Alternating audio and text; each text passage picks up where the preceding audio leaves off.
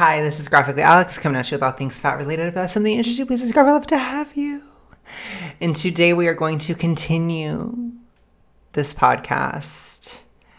I'm still slightly dingy from my migraine yesterday, but I'm okay for the most part, so I should be fine. But I just want you to know in case I'm what, or something in the middle of this.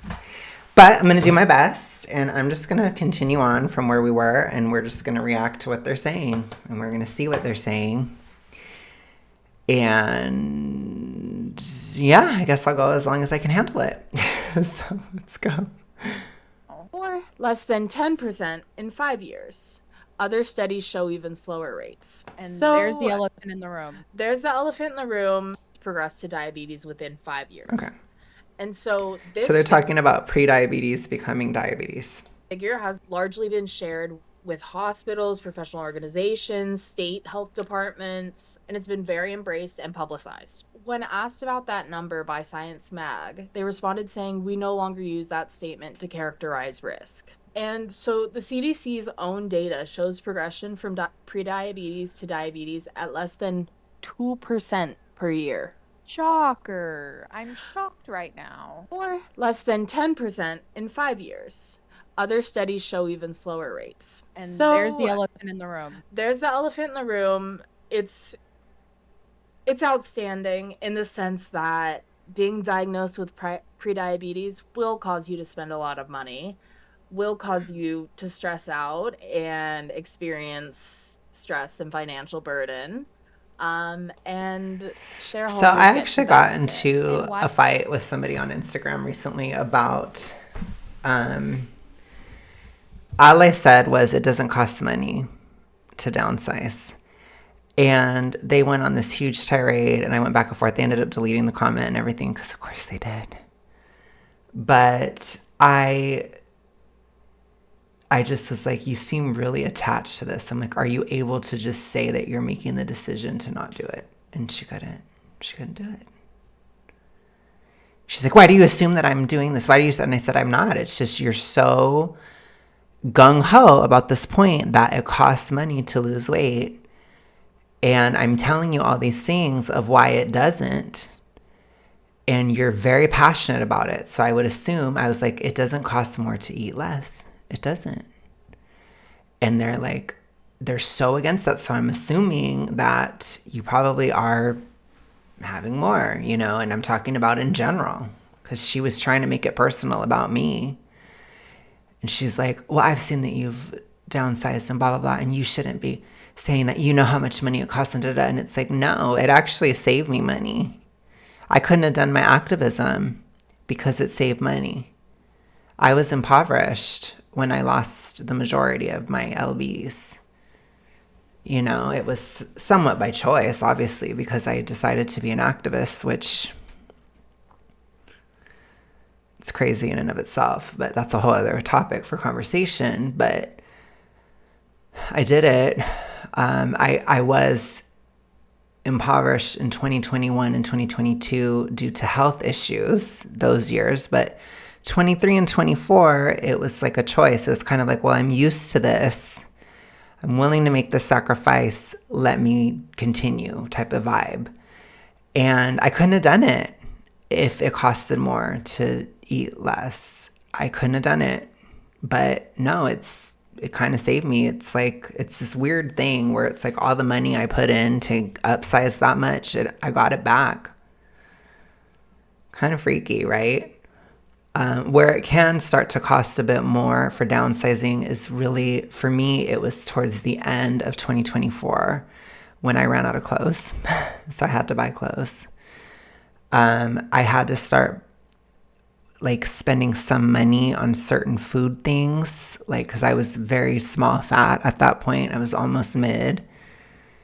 And so I had to buy pickles. So that was $4 or $3 or whatever for 0 calories, which was stupid to me, but I needed the salt and, stuff like that. So it's that's when you start doing that. And then when you're in the mids, you have to start steeping a little bit into diet culture and then vanity. Oh my God. Just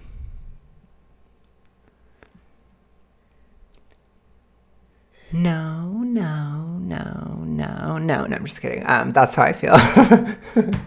Those are my feelings about vanity downsizing. I'm going to turn into Freaky Nikki real quick. I told you, it is backroom / obsession when you get into vanity. It turns into a horror story. But part of it is it does cost more. Unless if you can just handle having nothing. Having no flavor, nothing at all. If you can do it, good for you. Call me Olivia, but good for you. Okay. How many more things can I reference? But for those of us that are mere mortals, for the livies like me, I couldn't do it. So I had to spend more money on the fucking sugar-free, or not sugar-free, low-fat, non-fat whipped cream to put in my cottage cheese so I could feel like I was having rice pudding. Because I had to stay satiated. I wanted to be satiated. Which, by the way, I suggest that I do not suggest ignoring HUNGER, period. I don't suggest it. You need to change your macros, which, yes, I became one of those basic bitch gym bro types where it was like 50 bajillion grams of protein, basically. And that's what enabled me to stay satiated. It's okay to feel tired. You don't want to feel HUNGER. Okay.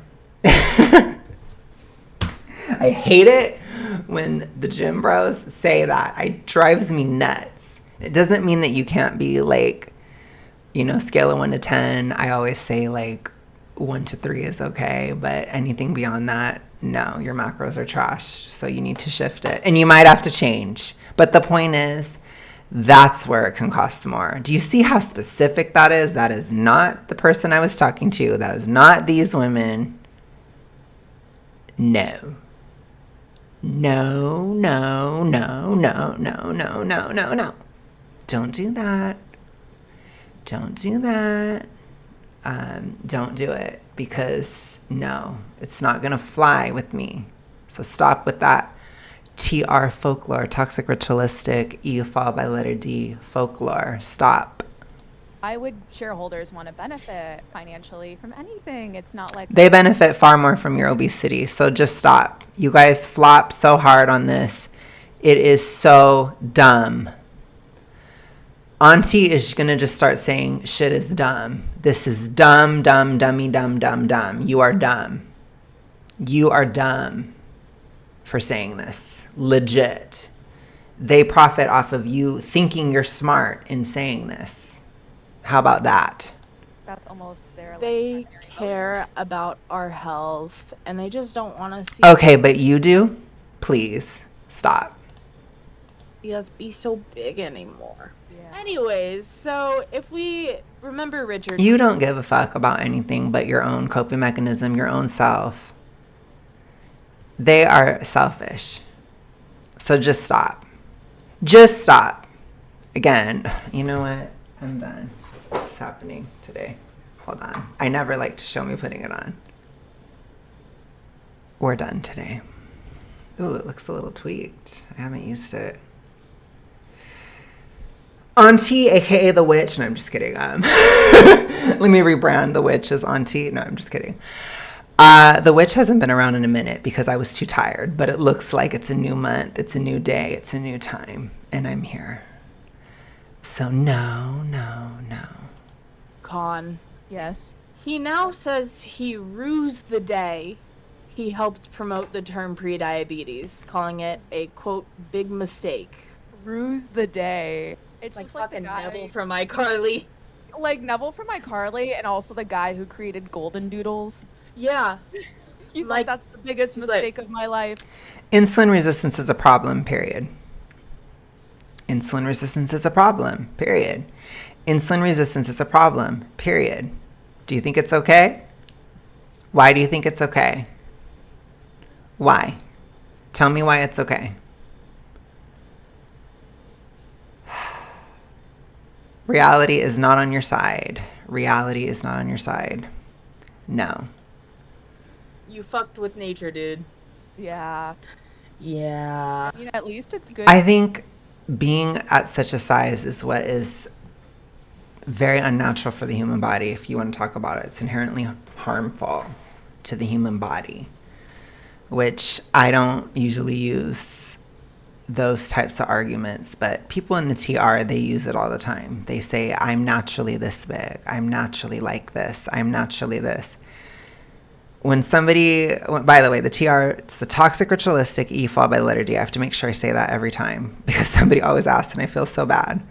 And if you guys ever see somebody ask and you have the time, please just let them know it's a coded term for YouTube for E followed by the letter D. Okay? And I try to answer that every time I see it. But anyways, the point is, when a zombie, let's just call it what it is. I've been calling them zombies all year. When a zombie talks about what's natural, you almost know it's the opposite. It's like a complete gaslight. There is nothing natural about being that big. It takes constant daily effort and maintenance and constant overdoing it and playing bingo, replace the O with an E, constantly. And you have to stay inactive and you have to do all these things. And they'll say, well, that's not true because I don't. And no. I'm talking about you as a whole, babes. What do you do the whole way? I'm not talking about what you did for the past 2 weeks. I'm talking about what you did for the past 2 years. Okay? They're different. He's feeling shame for what he did. Men should feel more shame. There's more. Is this Mr. Khan again? Or No. I don't know. This is so like, I guess I do it too. I can't judge too much because I do like the girly pop energy too, but I weaponize it back. So I'll do it back. I can do it too. I can be all like, oh my gosh. I can do that too. It's not hard. It doesn't give you any substance, for the record. It's about But it is fun. It's entertaining. A1C. A1C. The A1C. Hemoglobin It's such a joke. The A1C is like such a joke, you guys. It's like totally set up by the oligarchy. A1C is a form of the red blood cell protein bound to glucose. Its level indicates a person's average blood sugar over the preceding 3 months. And this is epic because previously people would have to come in fasted to get their blood taken and to be able to be diagnosed with diabetes. Now you can get your A1C levels without fasting. Excellent, wonderful, outstanding, except the ADA in 2009, along with the European Association for the Study of Diabetes and the International Diabetes Federation, convened an expert committee to review research on the A1C blood sugar test. And the committee urged that people with A1C readings of 6% or higher should be considered for preventative interventions. But unanimously rejected the term prediabetes, saying it implies pre-diabetic patients eventually will get diabetes and everyone else won't, neither of which is the case. Interesting. Then just call it insulin resistance. How about that? Is the title going to change anything for you? No. Does it change what you need to do? No, it doesn't. Is it still bad for you? Yes, it is still bad for you. Okay. Here's the fun part. Auntie's finally using the K key on the keyboard. I'm going to keep doing it. Somebody suggested that, and I'm finally at a place where I can listen, so I'm listening. Us Americans, the ADA, went the opposite direction. It kept the term and ratcheted down its prediabetes A1C threshold from 6.1 to 5.7, a move its two partners in the expert report never embraced, creating 72 million potential new prediabetes patients in the U.S. alone. I wonder why the U.S. government or health insurance companies would want that. Again, they're concerned about health. They love helping fat people. Or people Yeah, who so So am I supposed to believe that you are concerned about health? Because that's the implication.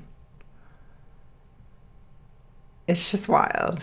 So I had a lot of you guys were kind of like, oh my God, when I first reacted to them. And to me, like, I am just like,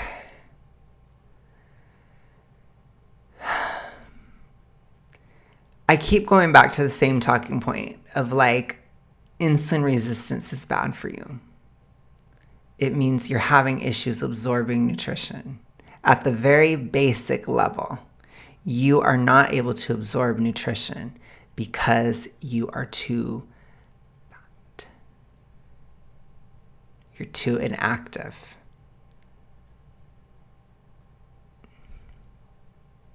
Is that okay with you? I don't think it should be okay with you.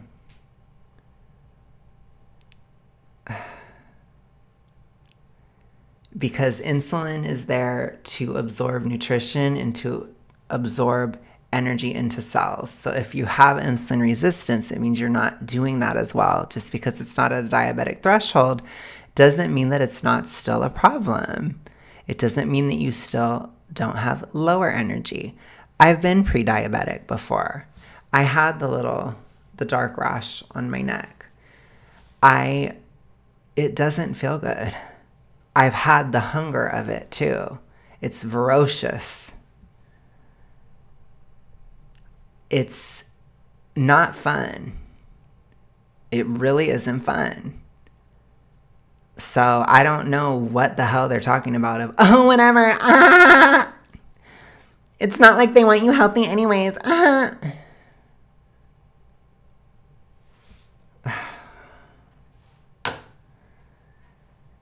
Do you think the fast food companies want you healthy then? Who do you think wants you healthy?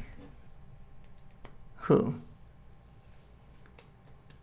I mean, what the hell is that? Oh my God. I'm okay with people being skeptical, but at a certain point, it's like, come on, y'all. This is like physical reality here. This is like, come on. Come on. It's not fun to be insulin resistant. It's not fun. It's not fun to be diabetic either. I never was diabetic, but I was insulin resistant. I was pre-diabetic. And it is not fun. Okay? If it's your dream to go on a GLP-1 for your pre-diabetes, Diva, let's look at those numbers. Let's talk to our doctor. Let's print out. People can take it if they choose to and if it's healthy and whatever. I really don't suggest taking it if you have an E-fall by letter D. I will say that till the cows come home. But other than that, if it's your risk you're willing to take, okay, it's your life. You know what I'm saying? If you have the money, if you're willing to take the risk, if you're willing to do whatever it takes, you look into the side effects, you look into everything. If you're willing to stop, if you get too harsh of a side effect or something, you're not like religiously devoted to the drug in a toxic ritualistic way. If you're not pushing it on everybody all the time or demonizing it constantly either, for the record, I don't really like that either. I don't support that on the channel either. Then yeah, like what do I have to say about it? You know what I'm saying? If your health is improving, if all this is working, then okay, you know. I'm not one to take something I don't need. I'm not a huge fan of taking a bunch of drugs and stuff like that. That's just me though. I'm just not really like that in general. I don't even want to take aspirin when I have a migraine. You know what I mean? Like I'm just one of those. But I think for me personally, I knew that it would have worse mental health effects based on some of the side effects I was hearing. I knew it was not an option for me at all, and I didn't appreciate it being pushed on me when I was bigger. I hated it when it was pushed on me. I don't really like the accusations either, but I don't care that much, and I don't really get them, to be honest. Personally, I don't, but I don't like it when people throw it around because I think it's kind of cringe. Especially if you're saying it to the person, you know, if it's like a celebrity or something, it's probably not as big of a deal, but you get what I'm saying, right? Like if you're personally accusing somebody of it, I think it's kind of cringy, but because I don't like the assumption that it's impossible to do it without it. That's toxic ritualistic too. So there's just a lot with it. But overall, I've told you guys I am neutral. about it. And I've had people that were on it. They were like, you're not neutral. You're against it. You're this. You're that. And I'm just like, shut the fuck up. If I was against it, I would say I was against it. But I'm neutral about it. As if I'm like so passive or something. Like I don't ever say something. I don't ever speak my mind on this channel. I'm so scared to talk about it. No, I'm not. What the hell? But I'm never going to say I was on it. I wasn't. I told you guys my reasons why. It was like I was already struggling mentally. I needed control of the pacing. I absolutely needed to be able to take a break. In late 2023, it would have been horrific for me if I couldn't have stopped. And I didn't need it. And I don't think anybody needs it. And I'm going to say that. I don't care if it pisses you off, but you don't. But you just, if you're using it, it is a tool and whatever, you know. But I'm not, again, I'm not a TR diva. I'm not a toxic ritualistic queen. I don't believe in that shit. So I know that you can do it. And if you say you can't, that's not a good foundation. Because what does that mean? So if something happens with the medication, then you can't keep it off. If something happens with this, then you can't do, you know what I'm saying? You're basing your toxic ritualistic recovery in a drug. That's not getting out. I want you to get out, not shifted into something else. And you see that all the time. All the time. People have this religious obsession with it. I don't like that. That's DIS ordered. Absolutely. But for somebody who's just taking it and acts like a normal human being about the drug, it's probably fine, you know? For me, mostly, I just worry. My activistic position is I worry when people take it and they are unwilling to stop if they have horrible side effects, because those effects are a warning sign. And if you are not willing to stop it, you need to question yourself, because that's bad. However, a lot of people don't have side effects. And again, every medication has risks. And if you're willing to take it, then go ahead. You know what I'm saying?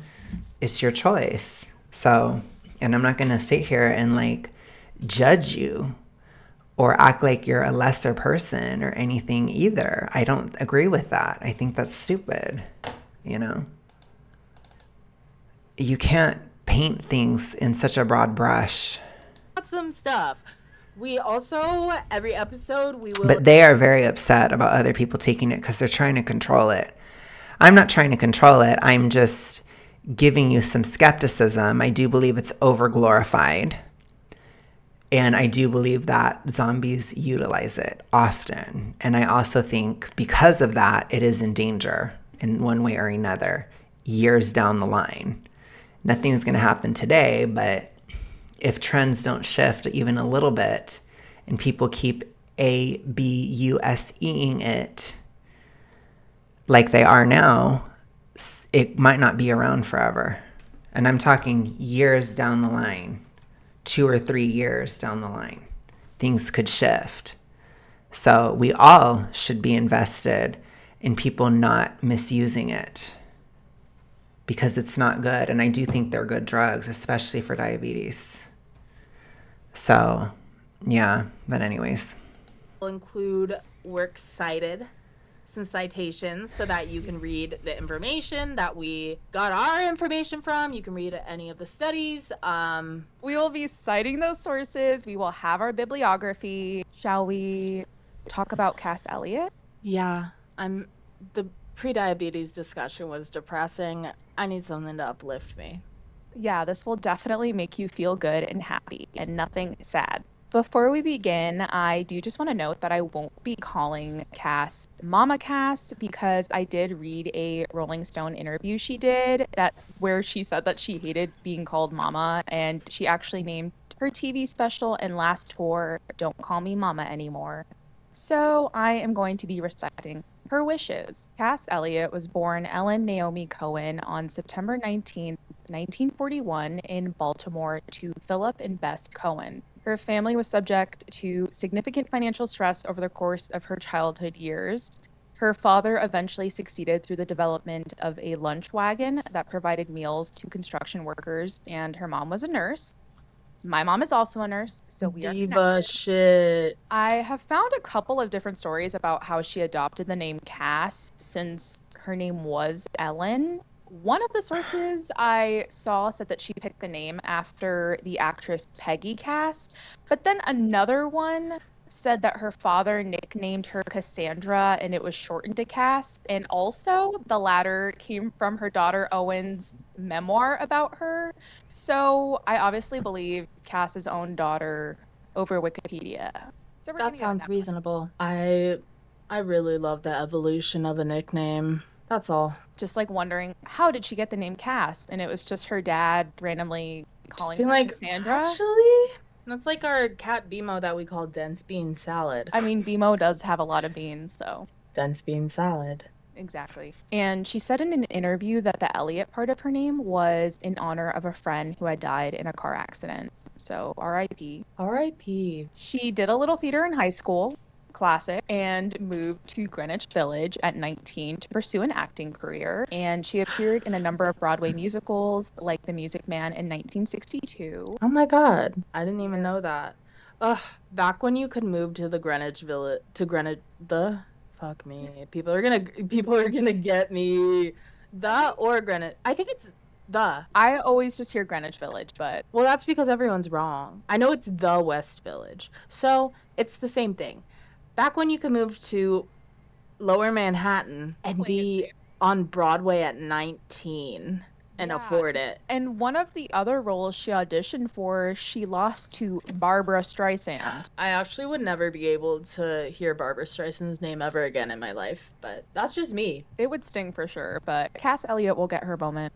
She'll get her moment. She'll get it.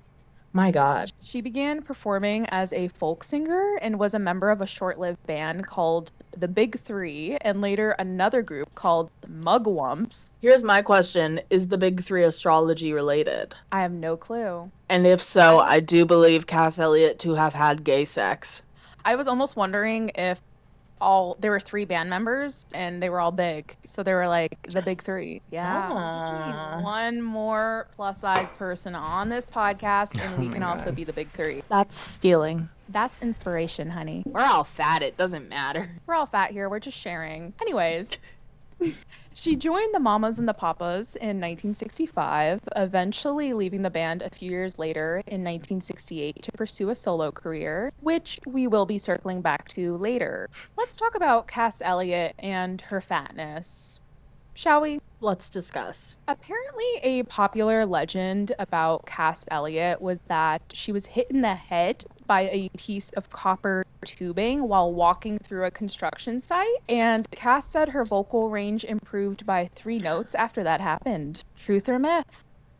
We'll never know. I trust her. She confirmed it in a 1968 Rolling Stone interview. So I Believe women.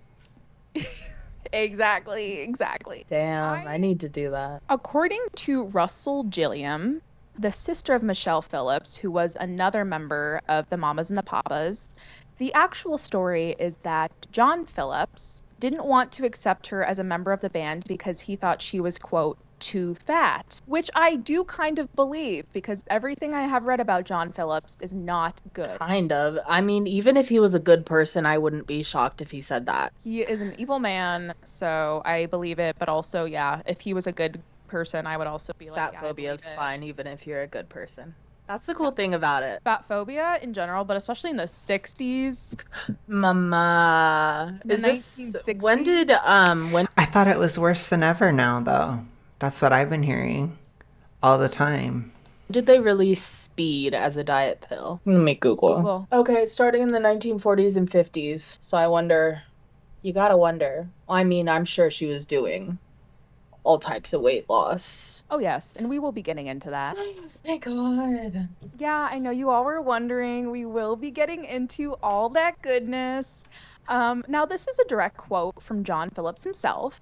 Quote, Mitch, Denny, and I were 3 string beans, and she was huge. The sound was off, and the look didn't fit either, so I kept her out, unquote. Okay. Which is not shocking, very gross, but also is crazy because Cass Elliot is like the most memorable part of the Mamas and the Papas. Yeah. How many members total were there? I believe 4. Okay. There's even a lyric in the Mamas and the Papas song called Creek Alley where they sing, "And no one's getting fat except Mama Cass." They hated her. I'm sorry. It's just a member of your own band. Even if she put that in there, like, I doubt she did. But even, It's like they were her ops. Whoever wrote that was her op. yeah. Because you can use fat in a neutral way, which we know they were not doing. But to write that lyric about your band member, especially your band member with the best vocals, maybe they were jealous. Men. Remember how I said we'd be circling back to her solo career? Yeah. Well, now's the time. In October 1968, Elliot made her live solo debut headlining in Las Vegas at Caesar's Palace, scheduled for a 3-week engagement at $40,000 per week with 2 shows per night. Damn. $40,000 per week in 1968, like that's a lot of money now. But in 1968, cash, That I'm also just like building a fan base like that would come to Vegas for a residency in the time before social media. well, let's dig a little further into the story. Let's dig a little further into the story. According to Elliot, she went on a 6-month crash diet before the show, losing 100 of her 300 pounds. She attributed a stomach ulcer and throat problems to her severe regimen, which she treated by drinking milk and cream, rapidly regaining 50 pounds in the process. Remember when we talked about yo-yo dieting and how that's bad for your health? Yeah, it's very toxic ritualistic. So now we're going to get back to the meat of it. I was like, during that whole thing, but now we're back. Auntie is waking back up. So basically, that is toxic ritualistic. That is binge. People don't acknowledge that there is a reductive side to it. And I don't want to get into specifics about some of my fluctuations. At least I can't totally say it blatantly. But if I were to talk about random numbers on the ceiling, in cycles, there's 7-0. Okay. And went down, then up, then down, then up within 1 year. 7-0. Super severe. Totally fries your brain. Totally bad. Horrible for your thyroid. Really scarring. Really drastic. And it made my health so much worse. But again, it's all a part of the cycle. It's all a part of it. So people don't always lean as much into the reductive side, but it is a part of binge. And you do tend to downsize, then you upsize, then you downsize, then you upsize. You go up and down 50 bajillion times. And it's like a ritual, and it's this whole thing. And then sometimes you don't do the reductive as much, or you just do it in the mind. So you'll hear a lot of like people say, well, you're being mentally reductive. And remember, they use a different word, but I changed it for YouTube's sake. You're just being mentally reductive. Or they'll use the memory of their 2003 Special K moment to bingo today. Okay. So that happens all the time. But there is a reductive part of binge, even if it is just to reflect on past reduction. Okay.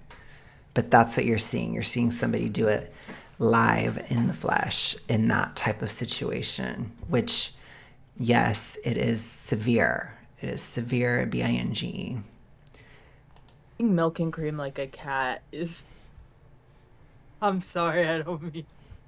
I guess like if it made you feel better, if you're like, this is the one thing that makes I'm me like, feel better. Did they have heartburn meds back then? I think Mama had heartburn. Sorry, not that I didn't mean Mama like that. We'll cut that. We'll cut that. I think Diva had heartburn. Lofi's Well, here. You're In case bragging. you all are wondering. Another day of just bragging about having an alive daughter. Listen, given what I went through with her last year, I know. Thank God for loaf. She was confined to her bed for 3 weeks before the first performance, while the music director, band, and production supervisor attempted to put together a show in her absence. She was scheduled to rehearse for a full 3 days before the show opened, but she managed to get through only part of one run through with the band before saying that she was losing her voice. She skipped the remainder of rehearsals and drank tea and lemon, hoping to recover and pull herself together for opening night. An audience of 950 people filled the Circus Maximus Theater at Caesar's Palace on the evening of Wednesday, October 16th, but backstage, Cass had developed a raging fever. Friends urged her manager to cancel the show, but she felt that it was too important and insisted on performing. Sick and having barely rehearsed, she began to fall apart during the course of her first performance. Her voice was weak and barely audible, and the large crowd was unsympathetic despite the celebrity well-wishers that were in attendance. At the end of the show, Elliot returned to the stage to apologize to the audience. "This is the first night, and it will get better," she said. She returned later that night to perform the second show, but her voice was worse, and many of the audience noisily walked out. Within hours of the end of Elliot's Las Vegas concert, rumors began to spread that she had been taking drugs during the weeks leading up to it. Eddie Fiegel wrote in the biography Dream a Little Dream of Me, which I do want to note, I do not know how accurate this memoir is, so I don't want to promote it like it is truth. I am just going to say what was written in it, that Elliot later admitted to a boyfriend that she had injected heroin immediately before going on stage. Embarrassed by the debacle, Elliot plunged into a deep depression. Was Yeah. was the rest of it canceled? I'm unsure. I'm assuming it was. Yeah. Regardless. Just to kind of set up the state of mind she was in and also the way she was being treated, which, spoiler alert, was not very well. And mind you, Cass Elliot died at the age of 32, so she was very young. Throughout all of this, like, know which way you spin it when these things were happening, she was probably mostly in her 20s. She was young. God. To lighten the mood, and by Yeah, the 30s are, when you're within the TR, the 30s are pretty scary, put to you that way. lighten, I mean, make it worse. I actually found a magazine article. I don't think I would still be here if I didn't get out in 2020. So I'll put it to you that way. And many aren't still here. You know, many don't make it. So I'm just saying. It's kind of the graveyard years for a lot of people if you don't leave. So just keeping that real. Especially if you're super, super severe, which it sounds like she was very severe. So, yeah. Sad. It is sad, of course. Written by Cass Elliot. And I really, really, really, really need to read it to you. The title is What a Way to Lose 100 Pounds. Sorry. What a way to lose 110 pounds. Oh. A little more. At least I will admit the way she writes it is very sarcastic. So you'll hear. A famed pop star tells of her bout with a crash diet no woman should try. She dropped from 285 to 175 pounds, but also ruined her health. I've invented a fabulous new diet. It costs only $2,000 for each pound you lose. It also weakens your natural resistance to disease. I can't guarantee it, but the Mama Cass diet can give you acute tonsillitis, hemorrhaging vocal cords, mononucleosis, and a dangerous case of hepatitis. At least that's what it did for me. I lost my health and more than $250,000 in earnings as a singer. I lost weight all right, 110 pounds. From a high of 285 pounds on my 5'5.5" frame, I slimmed down to 175, but I wouldn't recommend my diet to anyone. Mainly because I didn't see a doctor. Why? Well, I knew what I was doing was wrong. I knew no doctor would permit a person to go on a crash diet like mine, which I'm actually unsure of, especially in the 1960s. Oh my gosh. I love how they try to rewrite history for her. She literally said it in her own words, but I think that she, at that point, that's the thing that's killer. I wonder if she was trying to get out. Because sometimes when you're in it really deep, you have to when you're one of those, which I was kind of one of those too, where I had to take it all the way, basically, as far as I could go. And then I was like, you have to like get close to death. And then you're like, oh shit. And I think maybe she was trying to get out of it, but then it was too late, you know, because it can happen. And I try to tell you guys that. So when it comes to male versus female, men die faster from obesity issues and that kind of thing, but men can also get out of it faster. So women, they die slower, but it takes them longer. So that's why it's a lot of this toxic ritualistic, fat acceptance, BS stuff. It's especially, it's horrible for men too, but for women, there's that kind of like, you have this perception that you're fine for longer, but you actually have less time to get out in a sense, because it takes your body longer to recover. So you can see that happen where people realize it and it's too late, especially women. They realize it and it's too late and you can't turn it around. I don't know how long I had. I think for me, just intuitively speaking, I don't know, but I think I probably had 2 more years. So if I would have continued, I don't think I would have lasted more than 2 more years. So I probably would have been at 30. But I didn't, because I stopped and I never went back. So I never, in 2020, after that time, I haven't been good at all since 2020. But it's just, I was scared. Honestly, it took that level, and I was like, I don't want to die. So it was like, I have to stop immediately, and I just had to stop. So I did. But I always tell you guys, like, I don't want you to get to that point where death is knocking on the door. And especially my girlies, it might be too late by the time you feel that. So it's like, you got to do it before, please. I mean, everybody needs to, let's be real, but it's just very scary. It's very real, you know, and it's the same for them. But they're not seeing the warnings, you know, because it's hard to stop perfectly too. So it's like, you want to fight it before it gets that bad, because you want to get out so that you have time to get out.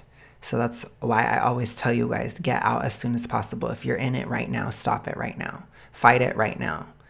Like, the sooner you fight it, the sooner you'll get out. And the more time you have to get out, so you'll be okay. Because if you wait and wait and wait, you may not have enough time. So, yeah, I don't know if she was trying to get out. It sounds like she had a level of awareness. She was at least like a warm bodies zombie when she was writing that article. But it's just, it's too late, you know? Yeah. Because even now, doctors are like, you're fat, you got to lose weight. You're like, oh, Why do I say she was warm bodies? I think Cass was warm bodies. She was self-aware because she said, I knew it was wrong. You don't say that if you're still deep. You don't say it. You say, society told me this. And you say a bunch of BS. But she said, I knew it was the wrong thing. That's how I know. Okay. I just had to pause for a second because I had to get some water. Going to a doctor and you're like, I don't feel like my body's absorbing nutrients. Well, you're big. Yeah. Yeah. So, but anyway, I digress. Well, when you're big, you don't absorb nutrients very well. So I would say, yeah. And a doctor should know that. If a doctor doesn't know that, that's weird to me. But I was in a hurry to weigh 110 pounds, and I still am. My diet Jesus. Absorbing calories, it's not the same thing as absorbing nutrients. They're 2 different things. And iron, I've told you guys iron specifically. If you're obese, it's hard. It's really hard. Are you getting more iron than you need? Probably not. Because you probably need more iron than you need. And if your digestive system is shot, like if you are super hypothyroid, if you're especially super morbidly obese and you got that hypo going on, hypothyroid, your stomach acid is weak. You can't break things down as well. It's bad. You can't absorb nutrients. That's partly why you're so hungry. It's also why you can't just be insulin resistant, because you're not absorbing nutrition into your cells. But they don't care about that. We don't care about that part, because that's not going along with our narrative. You see? So a doctor should know that, and a doctor should tell people that. But I don't know. Diet formula I don't know if I believe their perception of a doctor, to be honest. But I'll just leave it at that. was very simple. For 5 months, I fasted from Monday to Thursday, eating nothing and drinking only water, plus an occasional glass of orange juice. On Fridays, Saturdays, and Sundays, I limited myself to one evening meal of steak and green vegetable, usually broccoli or squash. Sometimes I'd also allow myself a half cup of cottage cheese in the morning, and that was it. From May through October of 1967, I 70 pounds. The cottage cheese of it all. The cottage cheese of it all, which we can also still see now.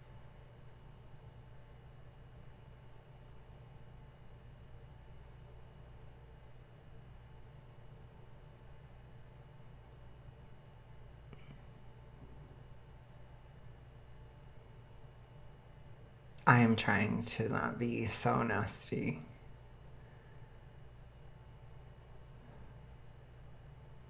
Auntie, keep it together.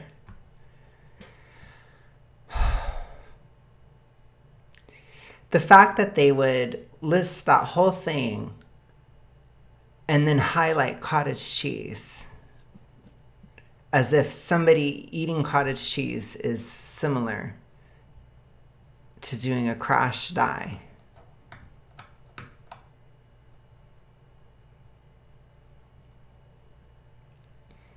DIS ordered. That's all I'm going to say. Now. Oh, The amount yeah. of people I see putting Greek yogurt and cottage cheese and everything because of Like protein. blending up the cottage cheese and Protein's evil. We don't like protein. being like, this is my favorite way to make ice cream. Everything comes back around. Oh, it sure does. Even when we're like, wasn't it They are so stupid. crazy that we all used MyFitnessPal as kids? And now we're like, what if we did an ad for MyFitnessPal, guys? Guys, what if we strapped Apple Watches to our kids so we can monitor their exercise and make sure they're like losing the right amount of calories I want them to lose? Please. Otherwise, no seconds. Anyways, losing 70 pounds in 5 months is a lot and would clearly put a lot of stress on your body. Going back to Cass, she said, I tried the same diet again for 6 weeks in early 1968 and lost another 40 pounds. She's very TR. Super TR. It's one way to lose 110 pounds in less than a year, but it's also a good way to put yourself in the hospital, which is what happened to me. I don't care what anyone says, it's no fun to be heavy. I'm naturally a happy person, but there were times when I was so depressed about my weight that I'd stay home so people wouldn't see me. TR. All my life, I've used my weight as a defense against the world, TR. I'm going to tell you everything she's doing that's TR. as an excuse so that I wouldn't have to compete with other women. TR. I told myself I was different and therefore special. TR. Have I not been saying that forever on this channel? The mid-sized princess. You make it a part of your identity. I say it all the time. Being fat does not make you special or different. That is a TR folklore. It's not true. I have to use this K. Auntie forgot. I'm getting it together, y'all. For my Gen Zs that watch me, I am so sorry. But I'm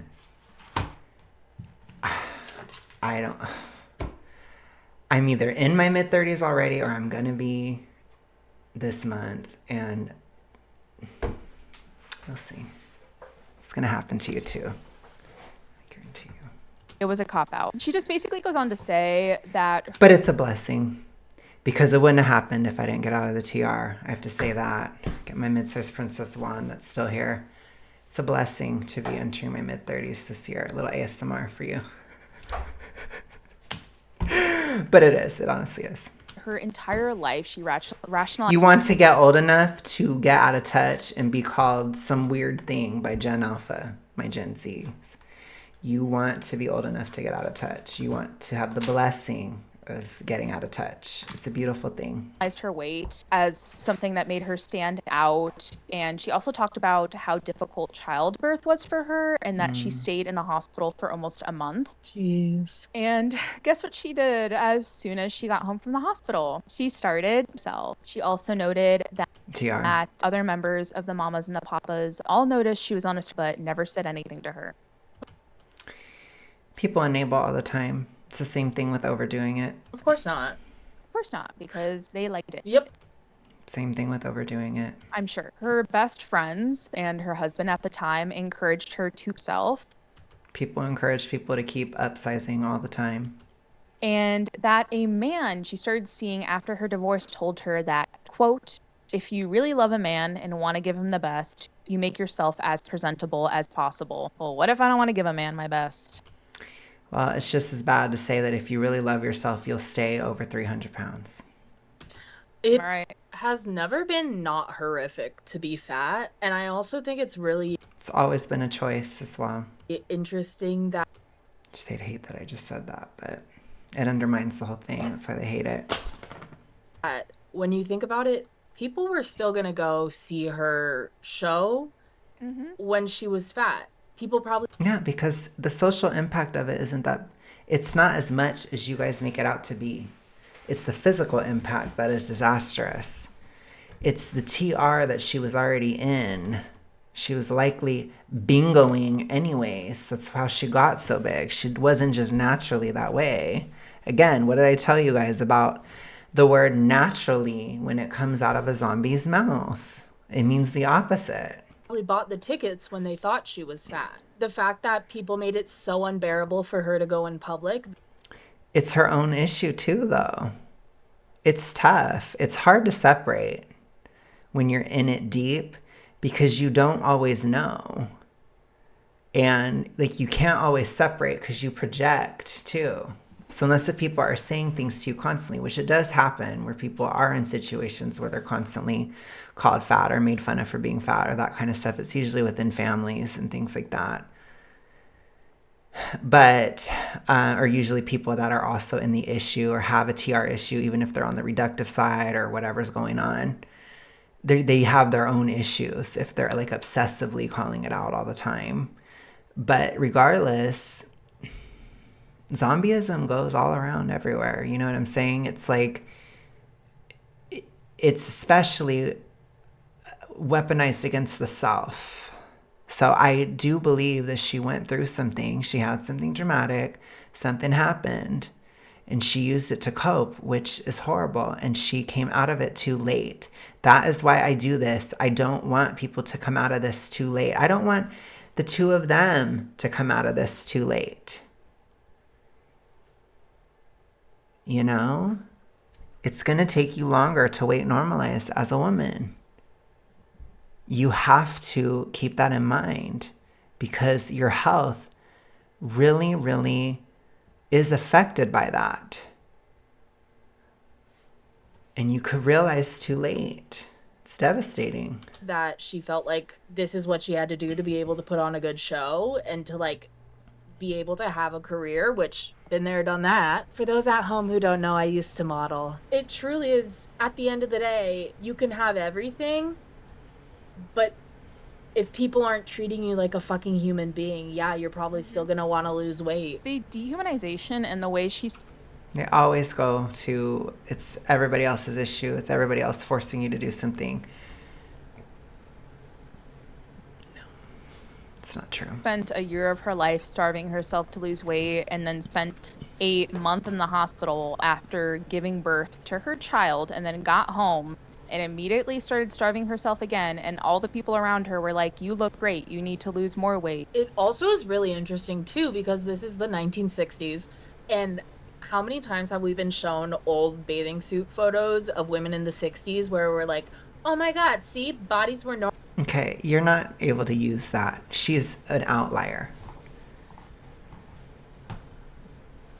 You cannot project her experience onto every woman in the 60s. That is ridiculous. Normal, yada yada. And it's like, yeah, it's never been normal for fat people. People have never been normal to fat people. No, and it's like What? very how people will hold up Marilyn Monroe being like, oh, being curvy was so in. She was so curvy and people loved it. It's like she was skinny with boobs. I saw a really interesting TikTok. I will try to find the creator and They always do that. They can't. It's, I don't know. They're probably kind of weight blind. They're probably at that point where they can't see anything, which, again, I'm not saying that Marilyn Monroe was fat. I don't think she was, but there's a spectrum within thinness, too, that they could never even imagine. link it in the bibliography. But I saw a TikTok about how any white person with like any fat at all is seen as curvy because the default for white people is to be skinny, and that it's normal to see like a black person with fat because that's how it's seen. And I mean, if we want to get into it, that is how fat phobia came about because of racism. Because There's plenty of skinny people that are black. I mean, I don't understand this. I really don't. It's at this point in my journey, activistically, it is just so wild to me that that is even said. Like, seriously. because it was seen as lazy and whatnot to be fat. Yeah, just the way that we see bodies has always been horrific. I mean, at least in this country that is built on racism and where fat phobia is just rooted in racism. And a lot of people, like, I've spoken to people that genuinely don't know that. Once you see it, you can't unsee it. Yeah. Oh, gosh. Okay. I think that's all Auntie can handle today. So, what I'm going to say to that is,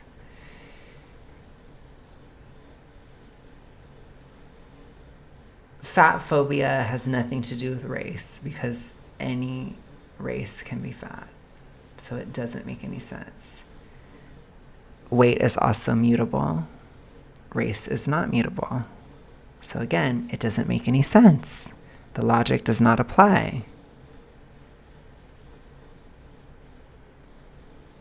They are stupid. Okay, I'm going to go. Auntie's done. Have a good night, day, etc. Period. Peace. Bye.